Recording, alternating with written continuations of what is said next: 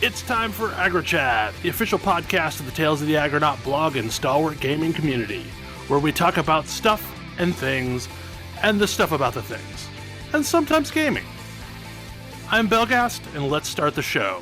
Hey folks, it's that time again. Time for another episode of AggroChat. This is episode 369.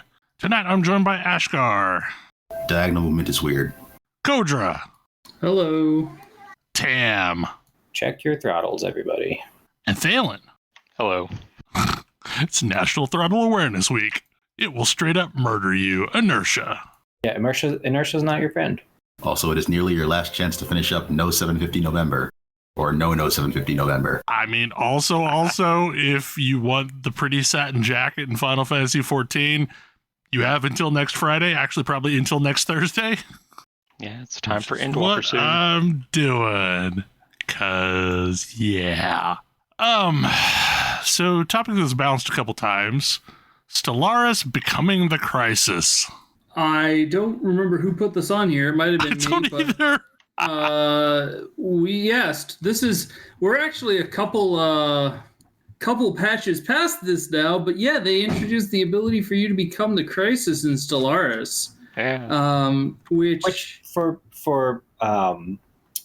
reference, Stellaris has a system where close to the end of the game, one of a handful of very bad things can occur. Yeah.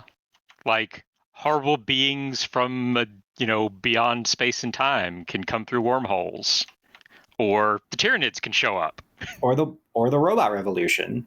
I think the robot revolution isn't even a capital C crisis. Oh, it doesn't have to be. It doesn't have to be. It can be. Yeah, because that's the thing. There's minor things that can happen, like all of the nanites swarm out of L space that are pretty awful, but they're not the crisis. Or one of the Raider factions decides to become the Khan, the Great Khan, and sweep through, but they're not the real crisis either. Yeah, the crisis is basically the end game. We're going to upend the entire map, and like horrible monsters that can like blow up stars or like render planets lifeless, or any number of different things like show up and start just rampaging across. And if you want to actually make it to the point where you can, actually end the game, you need to be able to, at a minimum, defend yourself against these things, if not successfully wipe them out. Yeah. I mean, usually the whole galaxy is trying to stop them. Unless the whole galaxy are idiots, because that happens. That can happen, yes. If the whole galaxy, apart from you, is AI, then they're basically just ablative meat. So does this mode basically turn into asymmetrical gameplay to where the one player is now the big bad that's overpowered? Yes. Yeah. So that's the thing that this does, is having done all of this stuff with the crisis, now you can become the bad thing that happens at the end of the game. That said, somebody becoming the crisis doesn't prevent an actual crisis. Although maybe it's actually the other way around. Because I had an AI become the crisis after the crisis had already happened. So now, in addition to 3 different energy beings beating each other up across the galaxy, also these idiot robots want to eat stars. That's really funny. So I wouldn't know, because when I became the crisis in the game I was doing it in, I think I cut the game's time in half. I think I finished becoming the crisis around 2370. Yeah, a player can become the crisis pretty quickly, because you unlock it via the Unity stuff. It's you unlock the ability to become the crisis via Unity. I think it's an ascension perk. I think you can take it as your 3rd ascension perk. I think that's the you're earliest correct. you can take it. And then you have to unlock 5 successive levels of being terrible. Yep. You have to do science projects at each level, and then also earn Menace points, which is really fun. You earn Menace points by doing awful things, like purging pops, or blowing up star bases, or just wiping players off the board. Yeah. Like, these are all things that earn you Menace. Yeah, it's real easy to earn Menace and become the Crisis as a devouring horde. Or a Fanatic Purifier. I was playing clones when I did this, and yeah, it was pretty effective. The game previously didn't do a ton to make playing the like just egregiously awful, we want to purge all other sentient life kind of factions. I would say there was an update a little while back that made playing the Lithoid version considerably more fun. Yeah. In which you could eat planets and then when you finished eating them, you could actually just blow them up rather than them just being useless for everybody, which is what happened before. Yeah. But this really like amps up that gameplay. Yeah, because basically the upside or downside, depending on how you view it, of playing one of those factions was mostly not having to deal with entire elements of the game, like diplomacy. What's that? I don't need that. But there wasn't a lot to replace that, so you didn't have other interesting things to do instead, and this had some of that. I mean, to be fair, I always played silicoids just so I could, populate all of the irradiated planets in Master of Orion. And I assume, lithoids could kind of do the same thing. Being able to populate 2 worlds is nice. What I would say is it's also really nice in that it lets you, like, provide a definitive end to the game, which I think Stellaris could use more of. Yeah. Right now, Stellaris games only end when you hit the end game year, unless you become the Crisis and blow up the galaxy. And yeah, that is your end game, is blow up the galaxy because you're ascending to something else. Like it's actually sort of interesting. Like, not just you're doing it for a reason. It's just a reason that happens to involve killing every other person. Yeah. Yeah. Like, there has always been psychics in this galaxy. Yeah, and the Shroud. Access the Shroud. And it turns out the Shroud has a lot of power in it, and you can tear a hole through it and conquer it, and that would give you a lot of power. But to do that would destroy the current galaxy. So that's the plan. But the denizens of the Shroud don't like that. So you also get a whole bunch of angry psychic monsters pouring through to stop you. But it doesn't it does a thing where you're, okay, it's time to go do the, like, everyone is going to declare war with you and see if they can stop you. They also, you also get, this is actually one thing I think is kind of unbalanced right now. You get these marauding ships that you can build with minerals. Yeah, the menacing versions of the first 3 tiers. You don't get menacing battleships. You don't get menacing battleships. Normally you need to collect minerals and refine them into alloys, more or less, in order to build ships. And being able to short circuit that as the Crisis is very strong. Yeah. It doesn't mean you have to be... Ships that have fixed costs, no matter what you put on them. Mm-hmm. They cost minerals instead of alloys, so you get to skip a whole bunch of steps in production. And I believe they build in, like, They're faster to build. They're pretty fast. 60 days, 90 days, something like that? Yeah. Which, you kind of do actually... You need some benefit, because otherwise you are going up against the entire galaxy by yourself. Yeah, you're going to need a lot of ships. But it's really strong. Yeah, you do need to be ready for this, and maybe ratchet down your alloy production as you ascend the levels of crisisness. Well, I was going to say in the it's basically you need to go from a unity rush into a tech rush, right? In order to do this efficiently. Fair enough. You really just need to make sure that you're not flooded with alloys and dry on minerals, which mostly means adjusting your production. Which is a little bit hard given the current game's economy, which, in order to do the easy way of getting consumer goods, you are just getting flooded with alloys. What if hive minds? Yeah, also, you can change your economy to have those only produce consumer goods instead of you can switch the jobs via. Yeah, you can always make those factory planets. But Interesting. It drives the thing where one of the things that I like that they're doing in Stellaris and doing a lot more of is making the game. It's like we're changing the way that the game plays, and that's cool.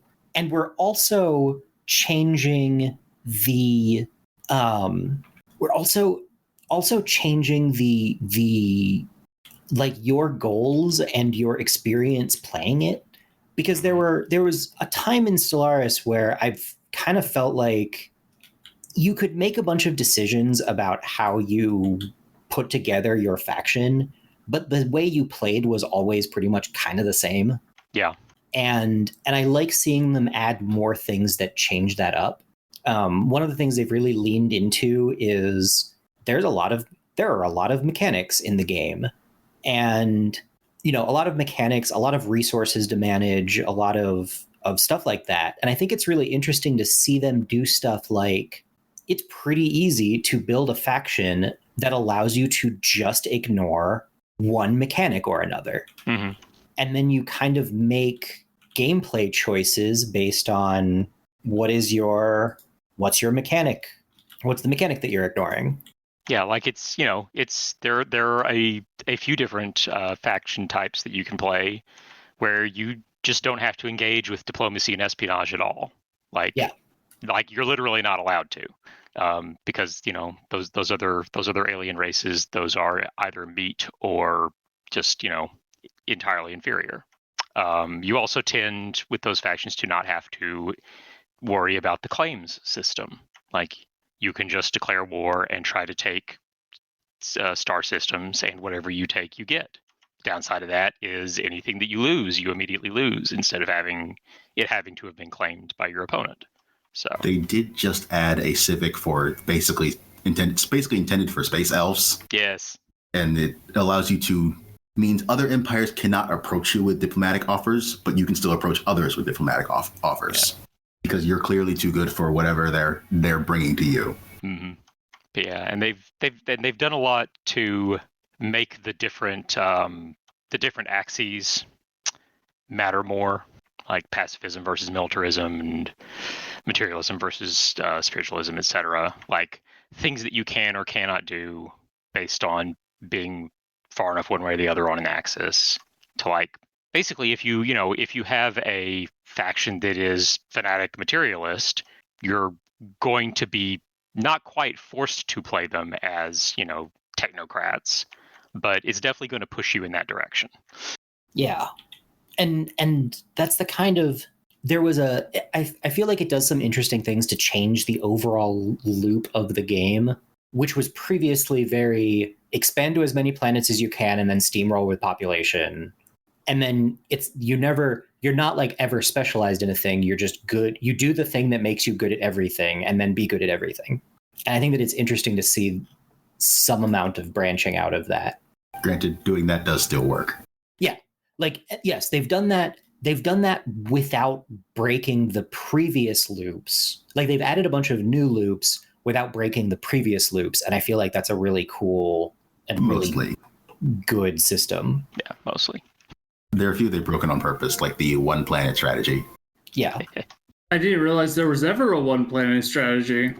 I want to say this was just before the tile system, or before the tile system went away. The benefits from this is before we had admin cap. So the benefits from expanding were possible to generally were outweighed by the bonuses you got from having props on another planet.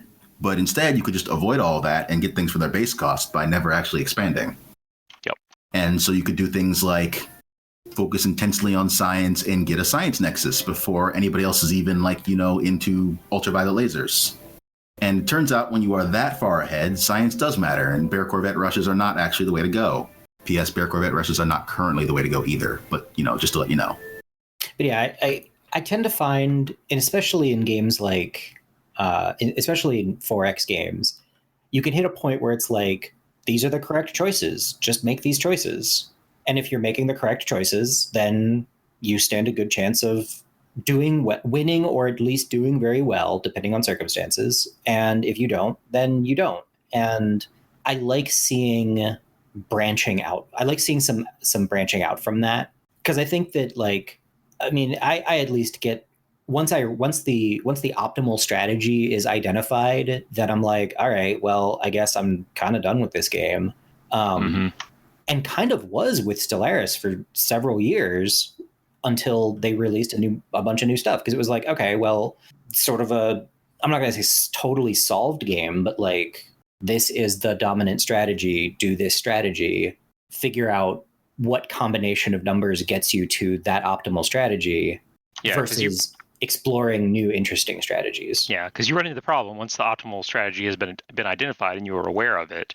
Like, even if you try to avoid it, you know that you are avoiding the optimal strategy. And yeah, I do think it would be interesting, like, installing a Stellaris, like, without any of the updates and seeing just how different it is now from how it was when it came out. Oh, that is is crazy. Everything's changed. That would be insane. Remember when one of the things that you picked when you created an alien faction was which type of hyperdrive you had? I do remember that, but I remember more of picking what weapon type you get. Uh-huh. The reasonable one, the other reasonable one, the one that means you lose. Yeah, I think one of the things that you'll notice if you look back at original Stellaris versus now is there's a lot of things where you used to pick between a few options and you don't anymore, and that's because there was one option that was good and you picked that one. And one option that was very bad. Often. Sometimes several. So yeah. To elaborate a bit more on that whole hyperdrive thing, you used to be able to pick between warp drive, which could go between any 2 stars within a certain range, but had a reasonably long, like, spool up and cool down once you traveled. Then there was hyperdrive, which could only travel along certain hyperlanes, but could leave from anywhere inside of a system. And was fast. So it was very, very fast compared to some of the others. Yeah, it was much faster, but limited in where and how you could go to places. And then there was wormholes, which required you to build a network of wormhole generators, but then let you travel from anywhere in a huge radius directly to said wormhole generator, or from said wormhole generator system to any other system in a huge radius. This was overpowered. Yes. Like, massively overpowered compared to the other two. Yeah. Simply because of its crazy, crazy range. Yeah, like the downside was meant to be having to build the generators, and that was not enough of a downside. It also meant, since you could go to any system in range, basically you couldn't set up choke points. Like star bases just didn't really matter very much. Like, yeah, you just rolled up to somebody and you're like, no. They could go around them. Like you could build up the star base over a planet to try and keep them from attacking that planet, but they're just going to rampage through all your other systems and wreck all your other stuff. And then I was actually going to say star bases didn't exist yet. There was something. You could build frontier outposts, which was the only way to expand without getting a planet. Oh yeah, there were those. Yeah. But that was kind of it. You could build defense platforms, but they were awful. You should never ever do this. Well, that's what it was. Like they're just between the inability terrible to set up choke points and the defense being bad. Yeah. Like there just wasn't a lot of way to stop somebody from rolling into your system and just starting and wrecking things up. Like you had to try and get your ships over there fast enough to stop them, and then you end up chasing their ships all over the place with your ships. And it just if they had hyperdrive, you can't catch them. If they have wormhole, you can't catch them. Because either way means a different way of leaving the system that is very hard to follow. Yeah, they can leave before you get there, and you don't know which way they're going. So yeah, that was very much the wrong choice and the two reasonable. The wrong choice, the reasonable choice, and the overpowered choice. So eventually it just became only the reasonable choice. Yep. And that's sort of been that's been the history of Stellaris' development. Like that game has gone through its development from a 4X game that I thought was okay, but wasn't really my favorite and sort of annoyed me in a bunch of ways, to honestly one of my favorites, because it keeps on doing interesting stuff. It changes itself up a lot. It's really cool. Yeah. And the Become the Crisis is really neat, because it's like, hey, what if you did this other thing? Yeah, what if there was an end game to just being a complete jerk to all of the other aliens? Yeah. And then, of course, in the most recent update, you can be Spacefish. Yeah, and I saw that. That sounds cool. Space fish are cool, or you can have a dragon. Yep. You can Space kobolds. Yeah, basically like the dragon that is one of the Leviathans. You can have one of those that just, lives in your home buddy. system and is kind of your friend. Do Kind you of wear a your candle on your head? I'm so Not here that for kind of kobold. You could though if you wanted to. it. I'm so here for it. I love it. Like The space dragon has been flying around in space and periodically lands on your planet, and now you're flying around in space, and it's like, oh, wait a second, I probably need to care about these tiny insignificant beings now. So how do you react to this dragon who suddenly seems a little bit more wary of you? yeah, it's such a. I mean, it continues the thing where it's like, hey, what if you had something that made you care about different things in the game than other people? Well, that's why I'm really excited to play a ocean-bound species, because one of the interacted much with is terraforming, and I feel like I'm gonna want to make a lot of ocean worlds. Yes, you are. Flood all of the planets. You want to turn every habitable planet into an ocean planet, and then once you've gotten the Ascension perk that lets you make the ocean planets bigger and get more benefits from ocean planets, then you can start enlarging the ocean planets by like mining a lot of ice and tucking them at the planets, I guess. I mean, the Hive came from an ocean world. I mean, I tried out the default ocean race, and honestly, I think if I hadn't been fanatic pacifist and could have actually attacked other aliens and expanded more earlier on, I probably would have won that game, because I was like at the point that I decided I can't realistically, make it to number one. The only things above me were the two fallen empires, mostly the one that I was nowhere near. But yeah, anglers actually seemed to work reasonably well to me. Like you don't get as much food per farming section, but you have no limit to the number of those that you can build. And I tend to have more food than I know what to do with anyway. So I know it's a pretty controversial civic, because people really don't like the pearl diver. I never had any problem not having enough food, and boy did I have a lot of trade. And amenities were amenities and manufactured goods were never an issue. I think it's super cool that you can do like what's the word I'm looking for? I think it's super cool that you can do basically any space, any like sci-fi species you've heard of from anything, you can probably do in Stellaris. Yeah, they have very clearly like mined existing science fiction products for ideas to like, okay, here is a type of thing that exists. How do we fit this into Stellaris? Sometimes it's more obvious than other times, like the one crisis that is literally the Tyranid invasion. Yeah. Well, I mean, like Belle was just saying about the Hive, and yep, that's just a thing you can do. Rule of acquisition number 34: war is good for business. Mm-hmm. I'm impressed with how subtle the tweaks have been to the game so far, in ways that like I've not seen a game like this expand. Yeah. Because like, okay, so Civ is a great game, and when Civ adds additional, people that you can play as or races that you can play as, they're just like minor tweaks to the existing formula for the most part. Usually, yeah. Whereas this is like, no, this is like a whole other way of playing the game that also now blends into all of the other things that we've already got on the table. I mean, because like Stellaris is not a young game at this point, but it continues to grow and change in interesting ways. I'm impressed with it. I need to play more of it. Well, and they're super good at like small subtle tweaks with far-reaching implications. And it feels like they've got to be pulling from the fan base and cherry picking ideas that, have been kicked around for a while. Because, I think everybody that's played a space sim game has wanted a water planet race before. Yeah. But because of the challenges that provides, that, nobody's done it, really. Yeah, they clearly pay attention to, what people are wanting and try to come up with ways to do these things and make them add something interesting to the game. Technically there were aquatic races in Master of Orion, but they didn't fundamentally change how the game worked.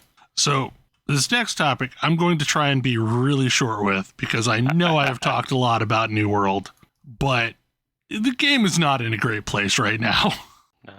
I'm effectively not playing the game, really. I was going to say, are any of us playing it at this point? I don't think so, but I'm still keeping tabs on...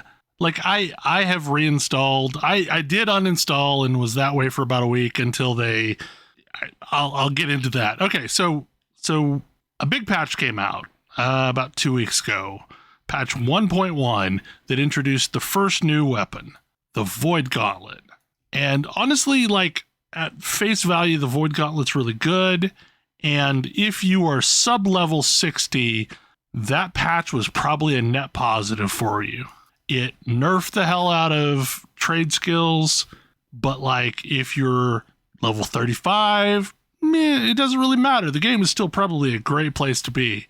Well, wait a second. If you're nerfing the heck out of trade skills, and I kind of need to put a pin in that, because that's a very important thing you just said, and it really impacts lower level players. It does.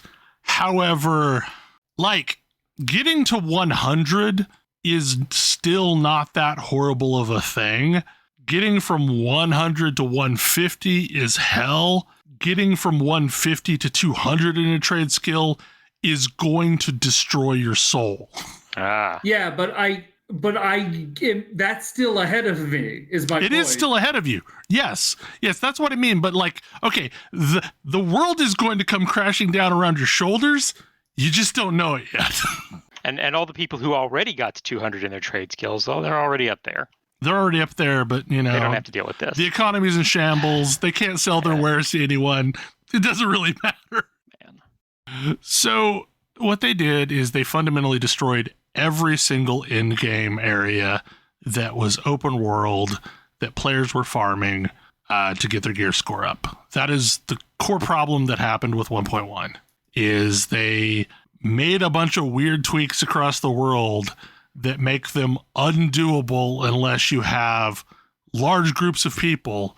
But also at the same time, if you've got too big of a group, anti-Zerg stuff kicks in and makes them unkillable.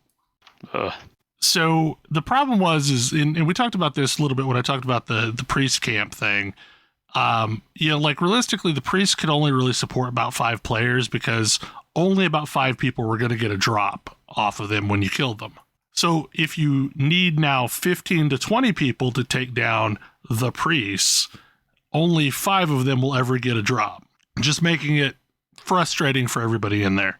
Mm-hmm. They accidentally nerfed the elite chest at the same time. So all this happened at once, and it felt like, oh, y'all just destroyed the end game to slow players down. And realistically, it did seem like a giant freak out, oh my God, people are progressing too soon.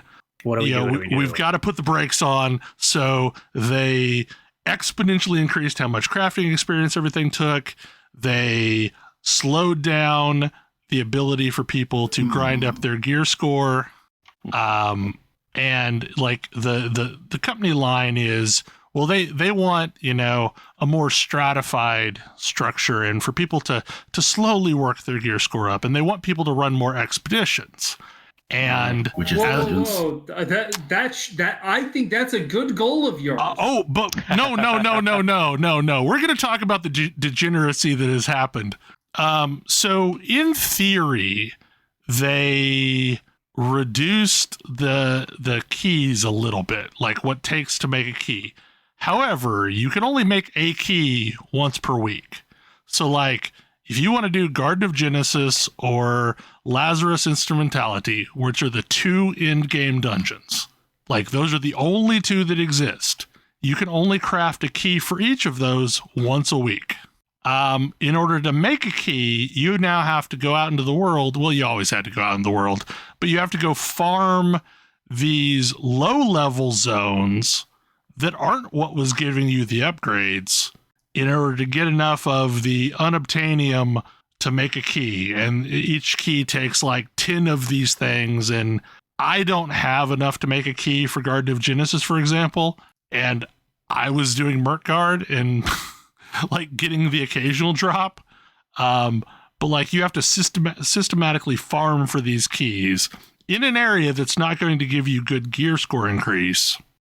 Then so the theoretical solution for that should be that characters for whom that zone is appropriate farm up the stuff and sell it to the people who need it. But no, that's because not how, yeah. because the keys themselves are bind on pickup. Oh, of course they are. So what this has led to do is like people are no longer running any of the open world zones. What they are doing is trying to get into as many Garden of Genesis and Lazarus Instrumentality runs as they can, which has basically created this economy on the server where it's expected that you pay 1,000 gold to whoever holds the key. God. So there are literally people, need tank for Garden of Genesis, 1K buy-in. Need a tank, you'll Exactly. pay us. Yeah, need a tank, you're going to pay us for this privilege. Wow. Like, it's hard enough to get a tank, period. But a tank that's then willing to pay 1,000 gold for the privilege of running your key? Yeah, so it's like, it's gotten real degenerate real fast. And, like our server is running around 200 players during primetime peak. That's not a lot. And you know what? We're doing far better than probably 2/3 of the servers. I believe it. Yikes. Super, super yikes. So it gets worse, friends. What? Okay, so I had been tracking the march of yellow across the map. Purple now holds a single zone. I was going to say, doesn't yellow own basically everything now? Purple owns a single zone. Green owns 3 zones. Everything else is yellow. But like that's not what went wrong. So Amazon Game Studios, to their credit, wanted to give players a good note to end on as they went into the Thanksgiving break. So they announced that they were going to restore all the harvesting gear that patch 1.1 deleted. And I didn't say that, but patch 1.1 deleted everyone's harvesting gear. Yeah, apparently they accidentally flagged it as not as yet future in the game. content. Yep. Wait, really? If you had a plus harvesting luck set, it got deleted from your bank, from your person, whatever. There were people that logged into the game naked because they were wearing a harvesting set when they logged out. Holy shit. So somehow they flagged that as future content and it auto deleted it all. And they don't know who had what.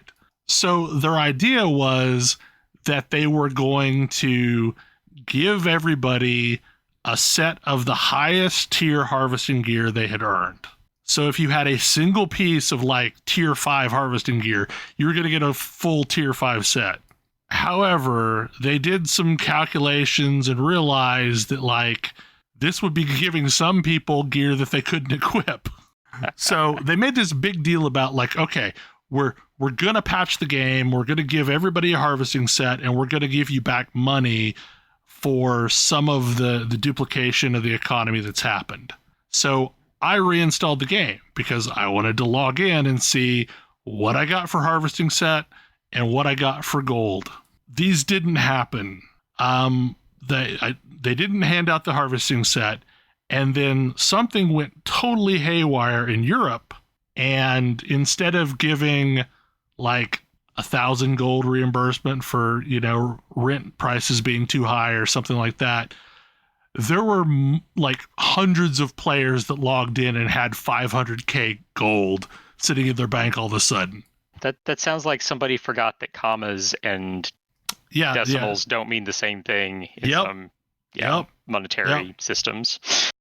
So in a heartbeat, the economy's ruined. The economy is ruined in Europe.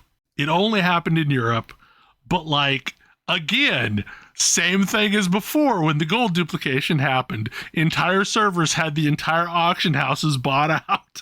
I mean, the problem with moving fast and breaking things is that you break a lot of things.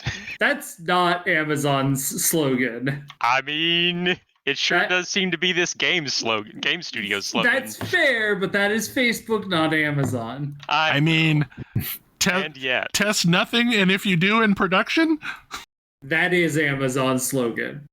And like, what has frustrated the player base so much is, you know, they had been begging for a PTR that, you know, they could actually test stuff up, and they had this patch on PTR for less than a week, and even then, players had reported most of the bugs that folks have encountered, and none of them got fixed before promoting the patch. I think that's maybe the biggest problem is that it's not so much that testing isn't happening. It's apparently that even when testing happens, nothing gets fixed. I mean, so basically, like, the topic is the failed state of New World, because the end game is a failed state. Like, it doesn't work. And I don't know what they do to fix it at this point. I don't know. Like, Endwalker is next Friday. I'm playing a bunch of other games. I guess once I get a couple 90s, I'll poke my head in and see if it ever fixed itself. But like the newest thing that we've learned is if you have a luck necklace, it is somehow providing negative luck. Folks have done the testing, and if they are wearing a luck necklace, they get far worse results than if they are not wearing a necklace at all.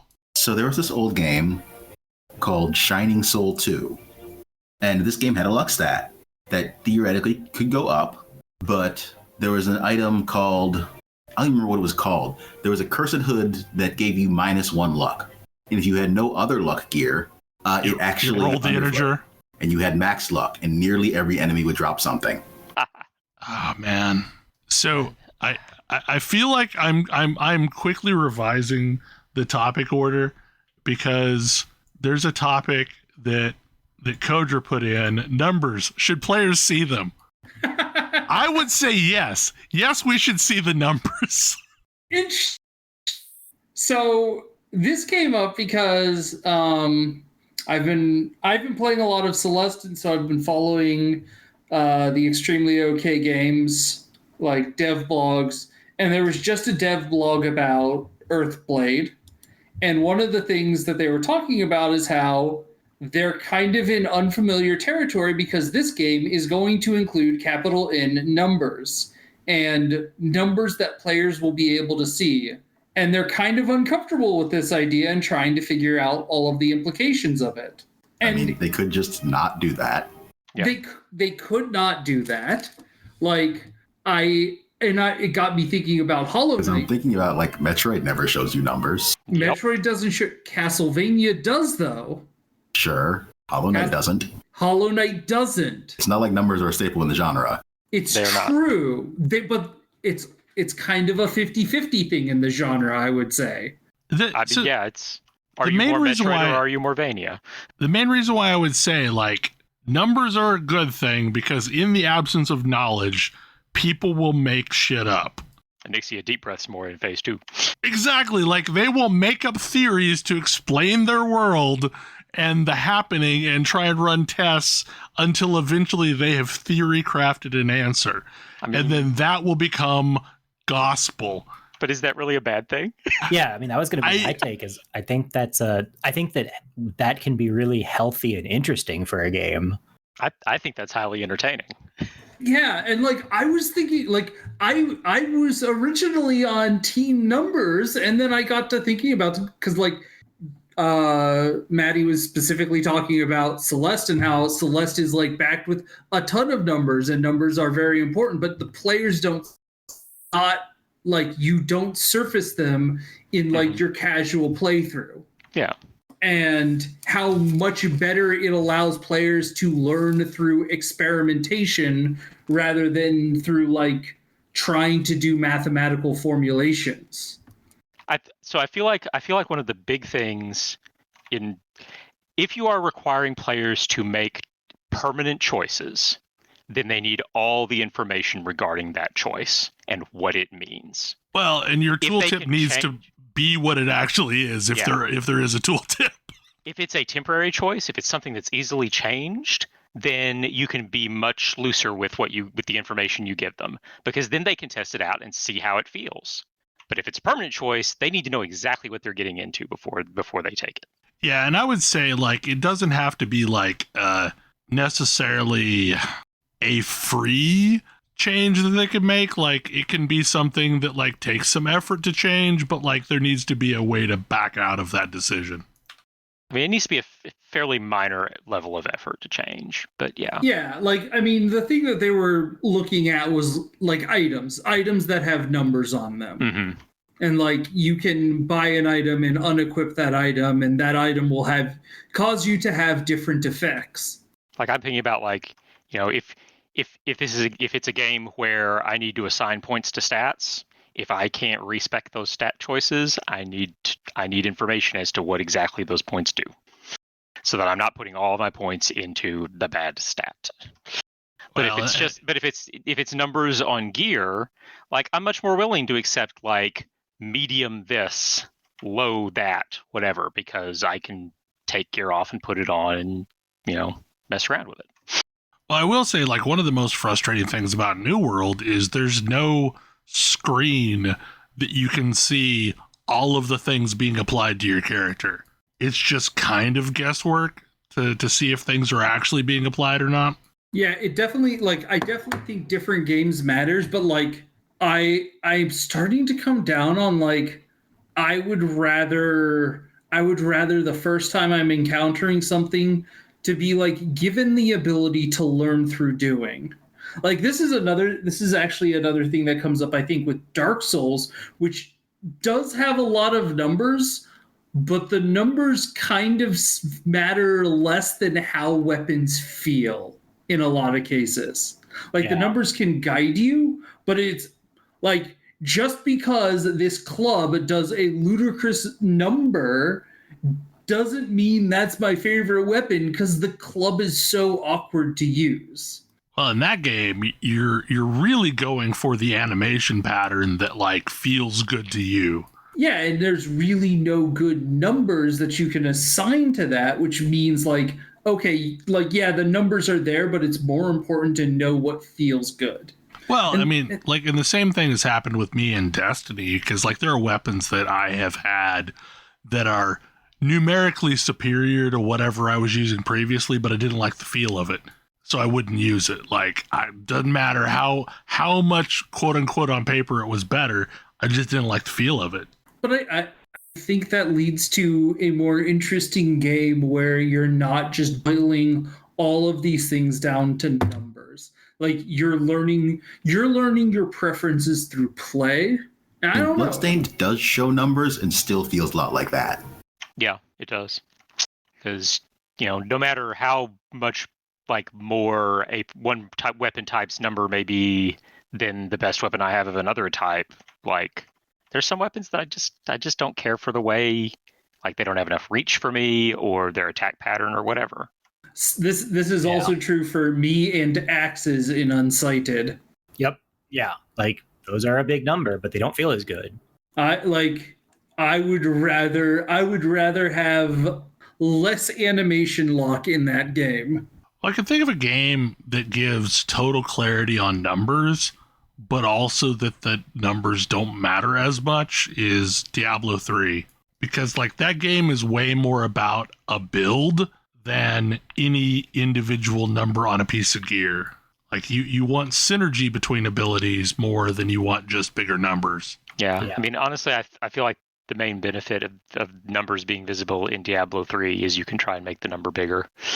You don't really need to know what any of them are, though. Well, so, like, there's a lot of times in that game, you want to know what the number is so that you're not wasting points in something that you've got diminishing returns on. But what's really more important is what do you have that multiplies onto each other. Yep. It's the build itself and the synergy of abilities. But like, I also see where for stuff like the economy and maybe even for like drops, maybe it is important. Though I'm less sold on drops. Yeah, I don't even on drops it can be nice to know, but if I just know that this thing can drop off of this critter, like does knowing this precise percentage really matter? No, doesn't matter. If I know this is the thing that can drop this item, and these are the things that I can do that increase the possibility of drops occurring. Like I don't need raw numbers, to know, because either it drops or it doesn't. Like yeah, so that's one of the places where I would love to see actual numbers in New World is they chose a different style of drop tables in that, like, if you don't have a certain amount of luck or a certain amount of skill, it is literally impossible to get an item as a drop. So you kind of need to know what your numbers are in order to determine, does this build out even have the possibility of ever seeing this item drop? Yeah. And that's specifically from like node harvesting, like Void Ore, for example. You have to have a certain amount of, mining luck, and it's been theory crafted what that number is. And because we don't have any hard data on it, there's wild variance on what people think it is. But like we do know for certain, and the devs have said for certain, that if you do not have at least some, you can't get Void Ore like at all. Yeah, I mean, I've been back and forth on the numbers thing for years because like I think that the detail of WoW's combat log and the depth of their API hooks was purely toxic for that game. Yes. Like just and the ability to see gear score. Yeah, that was the thing, was gear score got derived and then it just became a thing in mods, and then they just put it in the game because, well, everybody knows it now. Mm-hmm. Well, and the same's true with the way raid design happened. Like, people built mods to automate functionality of certain encounters. Like, if you need to pass a debuff to a player, there were mods that would do it for you, so that the devs have just assumed, like, you're going to be running with these mods, so we're just going to make an encounter that's undoable if you don't have them. Yeah, I mean, unpopular opinion, I think that WoW's like open API for mods was not just bad for WoW, but like toxic for MMOs. Because it's all about like, optimal DPS, and DPS as a concept didn't exist before WoW. Like nobody talked about things in those terms. Yeah. And then it just became like a measuring standard. Are you doing the correct amount of DPS? Well, and like after having experienced, the evolutionary path that is Final Fantasy XIV, like I think I prefer not having mods. Yeah. And the key difference is like what I wanted from mods 99% of the time was just the ability to customize my environment. Mm-hmm. I can do that with the default UI. Like I can drag stuff around, change the sizes, change between like, high amounts of information or low amounts of information. Like I can tweak the default UI in 14 to do what I want, or at least get close enough. Like I couldn't do that with WoW at all without using mods. So like I became a big supporter of add-ons, but also like we gave up a lot because of add-ons. Like, like Healbot and stuff like that were really nice, but also kind of poisoned the well. Mm-hmm. Like I remember I had an add-on because I never played a healer other than when we were desperate. And I had an add-on that like you could macro a button that would just automatically heal the lowest person in the raid. And that's how I healed like Zul'Gurub up. Like I just spammed that ability to heal whoever was the lowest and that was degenerate gameplay. But people abuse the hell out of it. So, and there's been so many add-ons that did things like that never were intended. But it became like this arms race. Well, yeah, of trying to build content that you couldn't mod. Yeah, I always think of decursive. Mm-hmm. And at some level, like I think it's good to have different ways of doing the same thing. That's just a matter of feel. And like one of the things that I've seen a lot in like tabletop D&D circles now are people talking about whether or not a given class or build competes. Mm-hmm. And there's a line where the numbers are important, where if you're just so far behind everybody else that you're going to feel ineffective or feel bad, that's a lot more important than do you do 10% more damage than somebody else. Yeah. I think there are in some RPGs some options you can choose that do have that problem. Yeah. And the number, I mean, and there absolutely are. Like I mentioned Pathfinder 2, there are several things that I have looked at and I've gone like, this is the numerically incorrect choice to make, and that frustrates me. But like, which is better, rogue or fighter or ranger? They all kind of do the same thing. Yeah, I don't know if I have an answer for you on that one. And you shouldn't, is my contention. Like there shouldn't be an answer to that one. They're different ways to do the thing. Like they're not just, I don't know. A D&D game is not a perfect sphere. Yeah. I mean, I've been playing Star Citizen and people argue left and right about which ship is better for this particular role. And like in a lot of cases, the answer is which do you like better? And I think that's a good place to be. I mean, I have to admit, like, I greatly appreciate the fact that, and this is a point that, is a point of frustration for some players, but I like the fact that there are 4 tanks in Final Fantasy XIV and they're all completely viable. Like, they're unfortunately more homogenized than a lot of classes in other games, but like, I know, other than a few quirks, like, they're all basically end-game doable. Yeah. It's just which do you like the feel of better? And I think it's bad for the health of the game if you can ever definitively answer that. I don't think it's been able to definitively answer that since 2.0. You what? I don't think it's been possible to definitively answer that for FF14 since 2.0. Which is great. And I do mean 2.0, not even like 2.1. Right. I mean, like, you and I spent a lot of time as warrior and paladin, and there were positives and negatives to both classes, but like they were both completely viable. Yes, but one of the changes in 2.1 was warrior is now viable for the things that paladin was required for before. Yeah. And the other change was you can't chain stun Ifrit permanently, so stop bringing a paladin for this. I mean, the one thing that they do need to fix is they need to give Dark Knight a short cooldown defensive ability way sooner. Yes, they kind of do. That was great after 70. Right, that was the most painful thing about leveling it.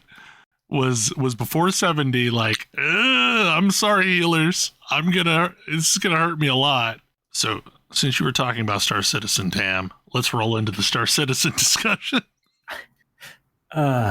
So, I mean, no big surprise or secret. I've been playing Star Citizen like crazy over the last week, and it makes me the discussions around that game and just like the experiences of it is fascinating to me to think about like the parts of game design that nobody ever sees.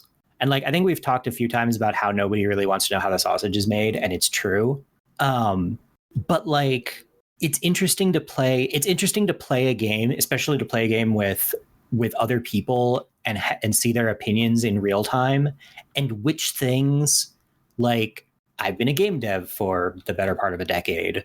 What are the things that I look at and I'm like, that's a problem, versus, whatever.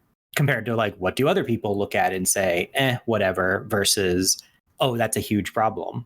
And it makes me think about like early access games and what get called betas in the modern era, but like That game that we are selling but don't want to call finished.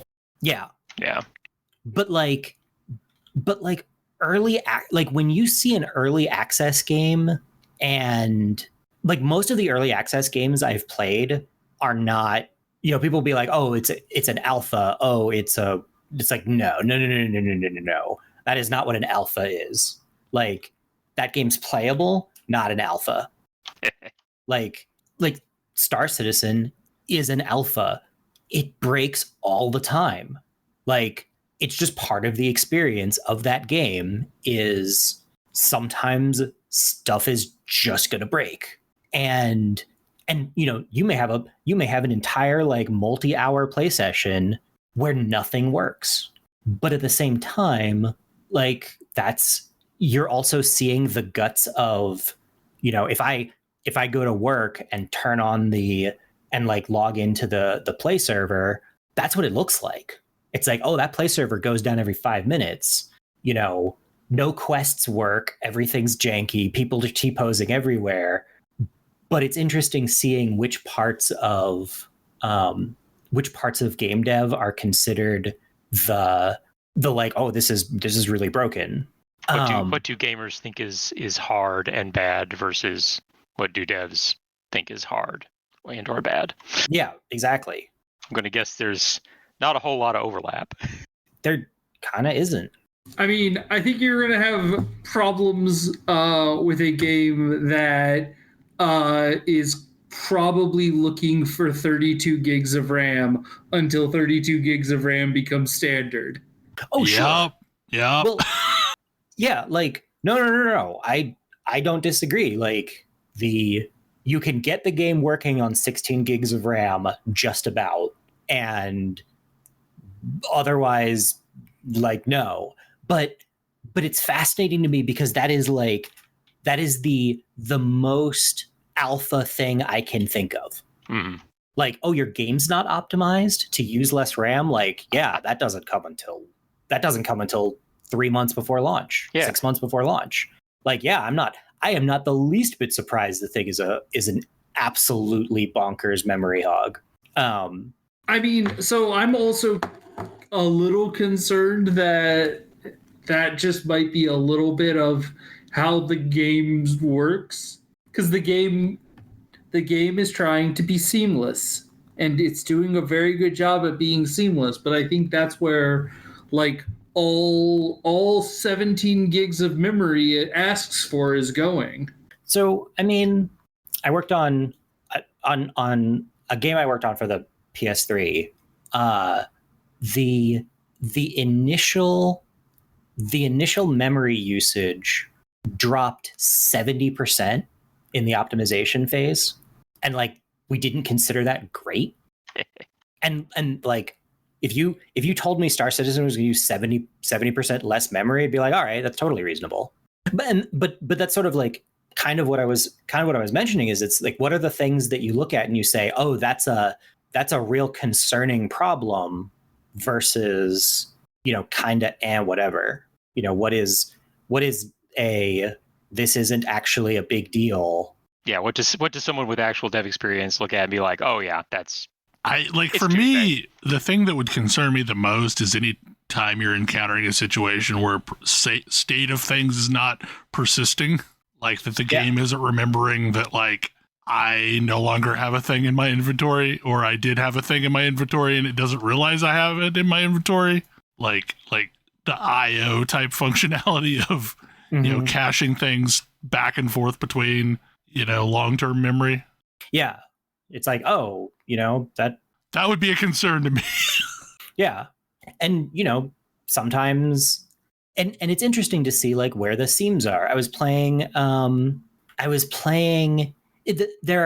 interesting to think about things that are problems with the experience versus things that are like, this is a solvable problem that is just not a priority to solve yet. And like, the memory is definitely one of them, but also like, minimap not updating. Okay. That's probably just not wired correctly. falling through the world is a really good example of this for me. Like, how bad a problem is falling through the world? Well, if you're playing, it's terrible. It's devastating. It can be game breaking. But like in an alpha state, that's a nav mesh. That's a nav mesh and collision problem that gets solved when you do an updated pass. Well, so it depends. What's the cause of falling through the world? It's always either nav you ran mesh into a hole in the nav mesh. Yeah. It's either a hole in the nav mesh or a hole in the collision mesh or both. So I believe what me and our friend were experiencing was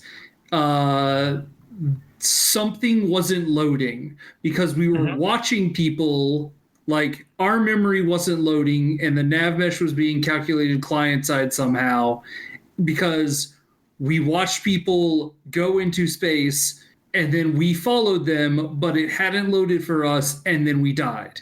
Well, but that's different. That's an issue between the state of your character on the server and the state of your character on your client colliding. I mean, like that's where I would go with that, is like, because essentially you're updating both at all the time, and when they get out of sync, all sorts of weird things can happen. Yeah, because I mean, what's happening there is your system, the server is pinging your computer with updates on what is there, and your computer is saying, okay, I'm going to load this thing, and then having loaded the thing from hard drive into RAM, it shows it on your screen. But if it doesn't do that fast enough, then then the server is like, okay, the thing is there. And if your computer is like, oh, that thing is not there, then there's a desync, there's a mismatch. And then it's just a matter of what does the game prioritize as far as what does it pretend is real? Yeah. Like when there's a disagreement. There's a long-standing debate in game dev circles. Well, I mean, it's not really a long-standing debate anymore. There was a very long-standing debate about whether or not the server should take primacy or the client should take primacy. And if the server takes primacy, then that's fine. Whatever the server is doing, the problem with the server taking primacy, or the thing you solve with the server taking primacy, is people's experiences mismatching. Mm-hmm. The problem with the client takes primacy is, I mean, hacks. You get hacks, but also you get stuff like, oh, the train didn't load in, so I fall through the world. Yeah. And die. But the problem with the server takes primacy is rubber banding. And rubber banding was a huge problem in older games. Well, City of Heroes had a horrible problem with rubber banding. Champions too. Like players, like rubber banding sucks, and players hate it. Mm-hmm. And it was especially noticeable there because they gave the players the facility to run super fast. Mm-hmm. And what bad experience? Which bad experience are you willing to accept? Basically, do you want it to run smoothly most of the time and occasionally have a desync when loading doesn't happen fast enough, or do you want to have light to mild rubber banding frequently? And I don't know. That's like one of those arguments you have in a meeting room for like 3 hours as people try to figure out, like, yeah, which of these two terrible options is the correct one. Very how the sausage is made, but because I think it's easy to say like, oh yeah, you should never give the client primacy over everything. And it's like, well, yeah. Mm-hmm. There are things that it's safe to trust the client about, things that it's safe to trust and verify. Yeah. Yeah, that makes sense. That's one of those things about movement hacks is you can trust, but that's one of those things that is really like where you are in the world. That's a super that's a super handy thing to just trust the client for, because if you just trust the client for it, then like if you're just trusting the client for that, then the only validation you really need to do is just saying, hey, are these points that the client is telling me that it's at, do they make sense? You know, is it realistic that all of these, because you can detect movement hacks that way, and just be like, is this position over this time frame believable? Yeah. Could the player move between these 2 points during this time period? Yeah. Yeah. But yeah, again, stuff with like desyncs and collision problems, those again sound like things that would I would guess would be optimized pretty late in development on the whole. Oh yeah. Yeah. I mean, you do that. That's like it's like one of the last things you do before going to disk. I mean, honestly, it's like if you're cleaning up all the collision meshes and then you like completely change the level, well, that's all that work thrown out the window, right? Yep. You're gonna throw the quickest, dirtiest collision mesh you can on anything that's not finalized. But I think that like the beta, like when you talk about people being in betas, you know, Bell probably remembers doing betas of early MMOs where stuff was busted. Oh yeah. I remember beta testing EQ and Dark Age Camelot, and like back in the day where signing up for a beta meant that they shipped you a CD and Yep. Mm-hmm. Along with an Good NDA times. that you had to sign and fax back. Yeah. But like it was a real test. It wasn't, here, play this game. Yeah, and like help they were us. opening it up to a small group, and it was and you went in assuming like everything's going to be busted. But I can remember like back in the day, I honestly had like a resume of sorts when I signed up for one of these tests that, I could point to where I had tested all of these games. Yeah, it's like I've tested these different games. Like I know what you should consider me for your right, beta like, program. and it was super rare that I didn't get in. Like, and realistically, like WoW was probably the first one that I didn't just get into. Yeah. But like what I saw of the beta testing process of WoW, it wasn't a beta. No. Like it was polish pass. Like it was show this off to people for publicity. Yeah. Yeah. I mean, and that's what betas are these days. It's just an early. It's like first look. It's what demos. It's not even it's that what demos most used of to be the time. It's launch. Yeah. It's soft launch. It's soft. Not even soft launch in a lot of times because they're taking money.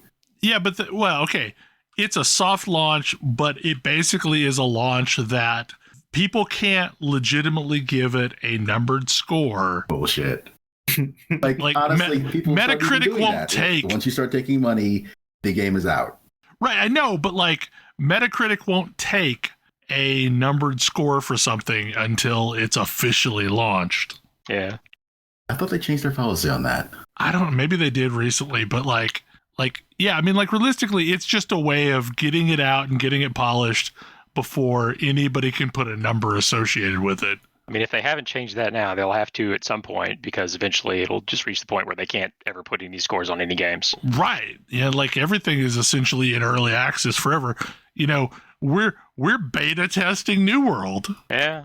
Wait, New World hasn't officially launched? Yes. No, it has. I'm just like it's less feature complete than some betas I've played. But like realistically, from the testing that I can remember, like there were wild swings in the game between two patches. Like as people were trying to get just entire systems dialed in to how they should work at all. Yeah, we redesigned this entire class between patches. Yep. This class is gone now. We merged these two classes into this new class. Mm-hmm. And it's interesting to think about. I mean, and this is one of the reasons why I'm like pretty down on kickstarted video games for the most part. Like because it locks too much in. Well, it's not. It's that it's cost too much, and that I don't think that there is enough of an understanding about the process of making video games for like the average video game player, or even like most well educated video game players to have any idea what like. Part of it too, like, is what I see in a Kickstarter is the time frames that they throw out there are wholly unrealistic. Like, because a game is basically a 10-year endeavor. Chicory released on time.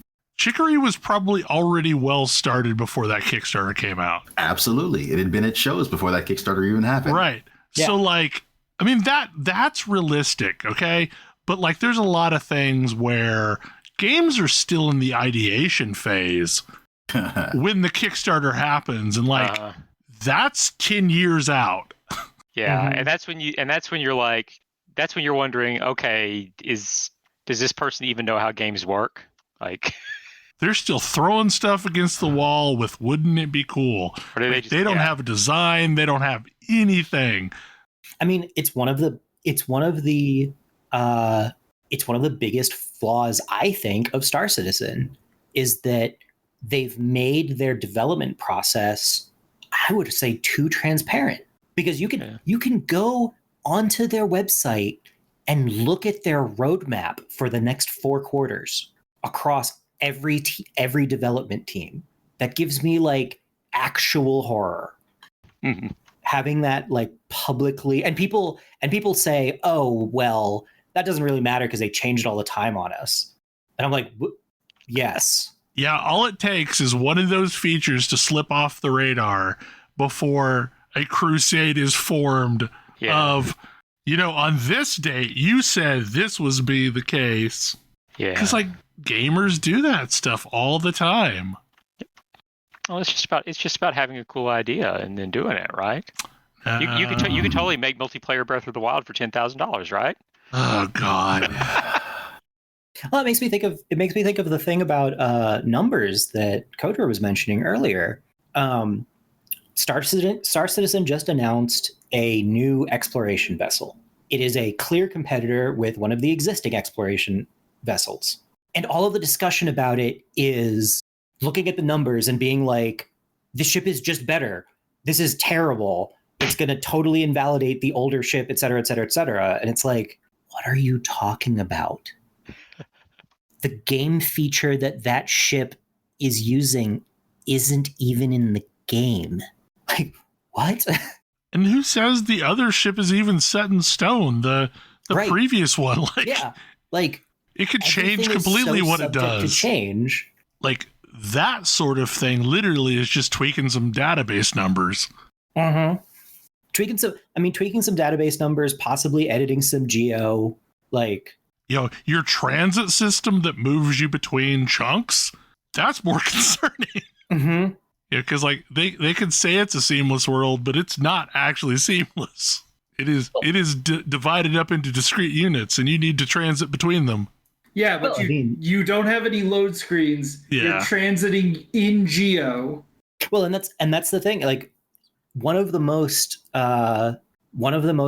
significant contributions of World of Warcraft to, video games writ large was the way it does streaming radius loading. Yep. Yeah, just doing away with loading screens between zones. Yeah. But like in those games, it feels real bad when you slam into an invisible wall because you can't transition between the boundary of 2 chunks.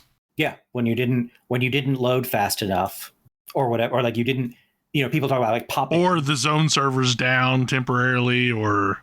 Mm-hmm. Oh man, I can remember Everquest zones going down. Oh, absolutely. And you go into the Everquest zone and you're like, oh, well, I'm just kicked out of the game now. And originally you would get stuck like for an unknown amount of time. Then they wised up and started punting you back to the zone you were coming from. That was significantly better. Yeah. Going into a zone that just put you into a black hole was awful. It's like, oh, you're disconnected, and you won't be connected until that zone comes up, maybe. Hope you don't get into a bad state. Do you remember the Halloween events? In EverQuest? Yes. where they would take basically 3 or 4 zones that were all of a sudden running brand new encounters and dropping brand new loot every year. Oh boy, yeah. And those zones became like crashing hotbeds over and over and over. Gosh, I wonder why. Yeah, and it was random kind of each year what zones were going to get turned into the new Halloween zone. I have my name up on Alakazam's because, part of the fun thing to do was to go hunting for new drops and report him first to Alakazam's. Mm-hmm. But yeah, putting that many players in that single zone meant it was going to crash, eventually. And in much the same way, like the one of the things that Kodra was talking about, like one of the reasons that I'm kind of on the I don't think that showing things off to players is necessarily great, is because if you've seen how the sausage is made, or if you're not totally sure how the sausage is made or not familiar with it, a bunch of stuff just looks super broken because it makes the experience janky, even if it's not actually a huge problem for the game. It definitely means I have played a lot of very unfun Stellaris or Star Citizen. I've played that's the thing. More unfun Star Citizen than I have played fun Star Citizen. I think I'm interested in Star Citizen, but I don't particularly want to experience this version of the game. Yeah, and it's very reasonable. And I think it's I don't know, it's kind of a catch-22 because if players don't have any knowledge in how things work, then they make unrealistic expectations for how it's going to work. But again, if they have imperfect knowledge of how things work, they still sometimes make unrealistic expectations. I think a prime example of that is a general misunderstanding amongst players of what an engine is and how it works and what it does for a game. I was going to say lack of understanding about how probability works. Yeah, that too. And I know I have imperfect understanding because my knowledge comes from early beta testing days and also what I'm leaning upon as a developer. But my development's wildly different than what you're doing in game development. I don't know. I think the reality is nobody wants to actually alpha test anymore. This is kind of showing why. Yeah. Yeah. The experience of alpha testing is absolutely, you're going to get to see how the game sausage is made, and it's probably going to be pretty busted. Well, I think people don't approach it with a different mindset than we used to. Because I used to approach, game testing as, yep, this is broken. Now I need to test this functionality that they told me to test and see if it's working yet. But also, I'm not going to just run around and play the game. I'm focused on these 5 bullet points, that they're specifically trying to test in this build. Yeah, these are the things that they're interested in. Focus on those, and then do random stuff to see if I can break the game in interesting other ways. Yep, and tell them about it. I feel like mostly I would like to run around and play the game, but anytime when it's interrupted, anytime something weird happens, take a moment, stop, put the bug report in, keep going. I have found myself far less likely to actually play early access games that are not, like Baldur's Gate, for example, Baldur's Gate 3. I've not touched it at all. I own it, but I'm ultimately waiting for that game to release before digging into it. Yeah. At this point, it's an interesting example because I did open and play that one right when they first released it. Yep, this is cool. I don't need to touch this again until it's done. Yep. And I have, depending on the game, I have way different opinions about being willing to play broken stuff versus not. And I'm in Bell's boat with, I know from what people have said that I'm going to like Baldur's Gate 3, and that's enough for me. I trust the company building it. Yep. I trust the IP. So yeah, I will absolutely play this when it's done. And I was fine giving them funding ahead of time. Yeah. To help it go through these phases, but I have no interest in playing it until it's done. Because I don't want to play up to a point and then have to wait, and then play up to a point again, and then have to wait. Exactly. Yeah. I mean, they have kept the content in beta extremely limited, or early access, whatever they're choosing to call it right now. Well, I mean, a different kind of game, though, is like Valheim, which is still technically an early access game. But it's a more open-ended, more exploration-focused game. Yep. Which I tend to be more interested in playing in an early, more unfinished state. Yeah, same. Yeah, like something like Valheim or Subnautica. Like, yeah, like I was perfectly Valheim, fine with Subnautica, like playing it Star early Citizen. access. Honestly, there's a bunch of things in that category that are like, oh, okay, it's neat to see this take shape. Well, and a lot of the fun there is the interaction of systems. Mm-hmm. And as new systems get layered in, it'll change those interactions. I mean, like I got into Minecraft when it was an alpha. Yep. And it was a very alpha. Mm-hmm. But also, like, it was enjoyable to watch that game evolve over the years. Yeah. I mean, much like watching Stellaris evolve, it's interesting to watch.